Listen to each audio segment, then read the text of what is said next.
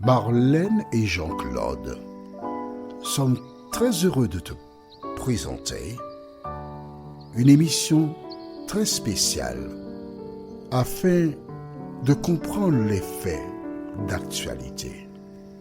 Merci pour ta fidélité.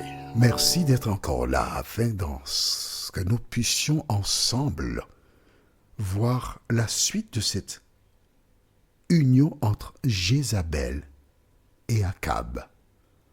Le thème du jour, c'est la sentence. Nous avons une seule référence biblique. Elle se trouve au livre de 1 roi, toujours. 1 roi, chapitre 17. Les versets 1 à 6. 1 roi 17, les versets 1 à 6. Avant d'aborder le thème, prions. Notre Seigneur et notre Dieu, c'est vrai qu'il existe des couples disparates qui tiennent la route. Mais nous verrons à travers ce thème du jour les conséquences tragiques. Cet esprit, merci de parler encore au cœur de tes enfants et que chacun se rappelle que l'ennemi nous a en point de mire pour nous détourner de la vérité. Merci de nous entendre et de nous accompagner. Nous t'avons prié au nom de Jésus pour ta gloire éternelle. Amen. Jézabel et Akab sont heureux. Leur plan semble réussir. En fait, vois-tu, Dieu, il te donne la liberté. Tu es libre de faire tout ce que tu as envie. Il t'envoie des prophètes, il crée des circonstances, des situations, mais tu veux faire à ta tête. J'ai en mémoire une jeune femme qui a rencontré un homme qui ne partageait pas sa foi. Et les parents ont encouragé, ont étudié la Bible avec le jeune homme qui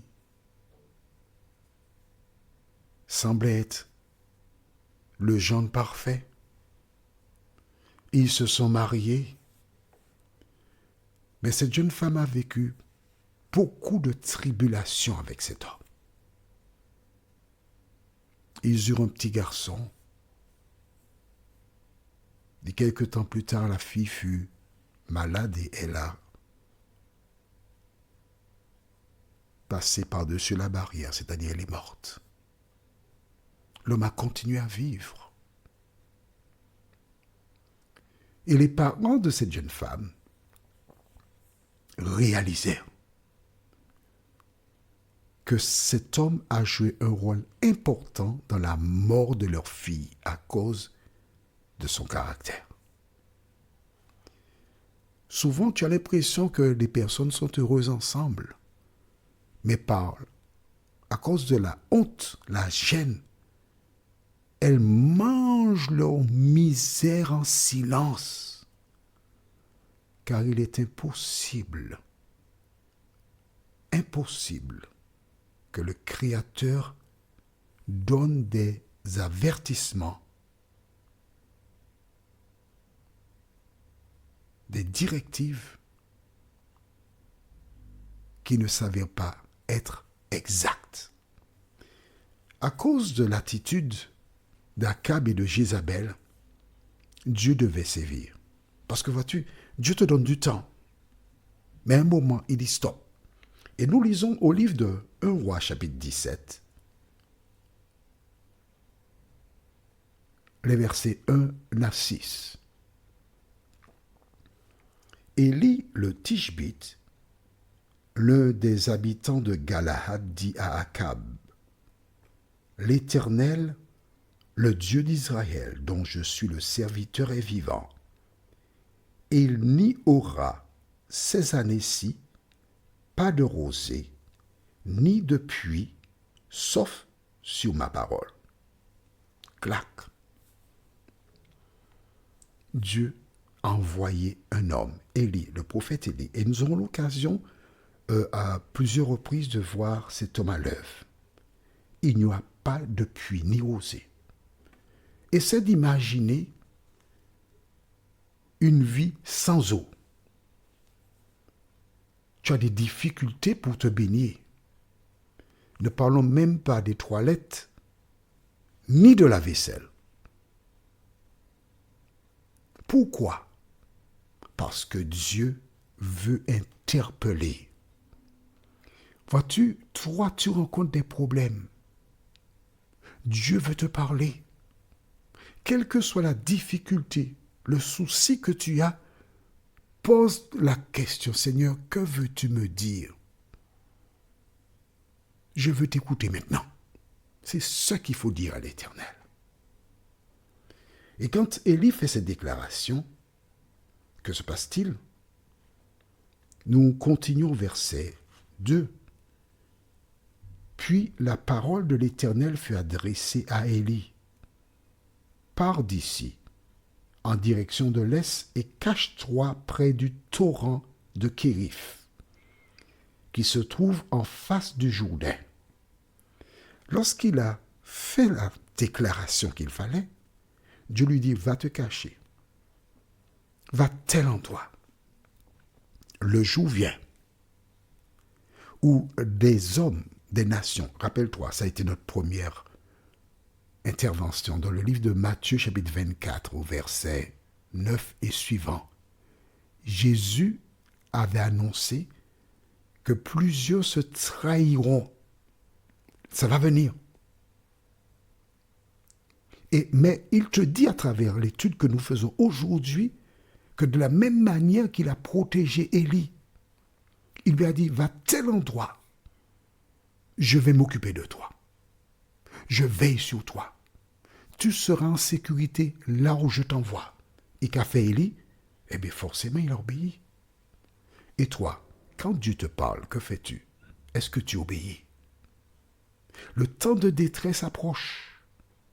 Et toutes celles et ceux qui peuvent éviter de se trouver dans des situations difficiles, il faut faire attention pour ne pas se piéger. Que fit Élie? Nous continuons.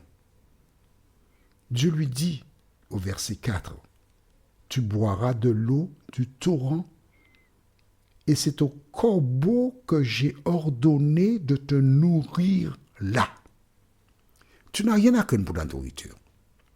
Mes amis, lorsque le temps de détresse sera là, nous n'aurons aucune difficulté pour notre alimentation. Le Dieu qui a donné à manger à Élie, le Dieu qui a veillé sur sa vie, il veillera sur la vie de chacune des personnes qui aura été scellées pour le jour de la rédemption. Et que s'est-il passé? Verset 5. Élie partit et se conforma à la parole de l'Éternel. Il alla s'installer près du torrent de Kérith, qui se trouve en face du Jourdain. Dieu m'a dit d'aller là, je vais là. Toi qui m'écoutes, depuis longtemps, merci. Alors, Marie-Jo de Toulouse, il n'y a pas si longtemps que cela, d'accord? Mais il y a certains qui sont là depuis plus de 10 ans, qui ont leur Bible, qui n'ont pas un cahier de 300 pages, qui ont des encyclopédies de 300 pages. En fait, j'espère qu'ils écrivent là-dedans, hein, parce que s'ils n'écrivent pas, bon, à quoi ça sert? Je ne sais pas. Hein. Lorsque Dieu a parlé, qu'est-ce qu'il fait, Élie? Il a obéi. La question que je te pose, toi qui jusqu'à présent entends, comprends, que fais-tu de la parole de Dieu? Est-ce que tu fais comme Élie? Il est parti. Il a été près du torrent comme l'Éternel le lui avait ordonné. Mon ami, ce qui est important pour toi, ce n'est pas d'écouter l'audio, mais c'est d'analyser, de réfléchir. Et je dis souvent à toutes les personnes qui me sont proches, réfléchis, analyse, réfléchis, analyse. Pourquoi ceci? Pourquoi cela? Exemple, j'ai été quelque part un certain 25 janvier. et j'ai aperçu quelqu'un. Et cette personne m'a frappé. Et j'ai pris le temps pour regarder cette personne. J'ai pris tellement de temps qu'elle-même, cette personne a reconnu que j'ai été attentionné. Pourquoi? Parce que rien ne se fait par hasard. Rien ne se fait par hasard. La Bible m'a appris à prendre le temps pour observer, pour analyser, pour comprendre pourquoi Dieu permet certaines choses. Élie connaissait l'Éternel. Conformément à la parole, il est parti. Et que s'est-il passé? Lisons verset qui suit, verset 6. C'est magnifique. Je vais te révéler quelque chose.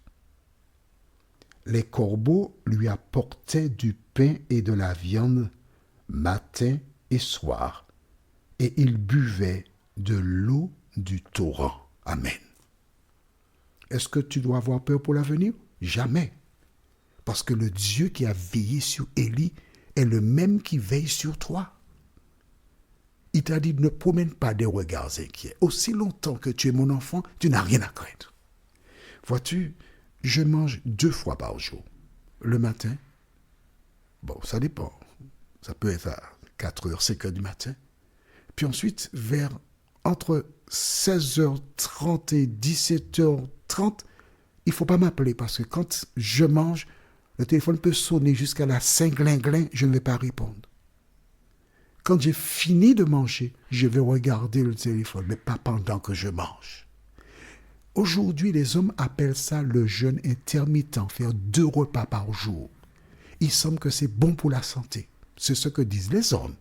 Mais ma Bible m'a inculqué à faire 2 repas par jour parce que l'Éternel nous parle à travers la Bible.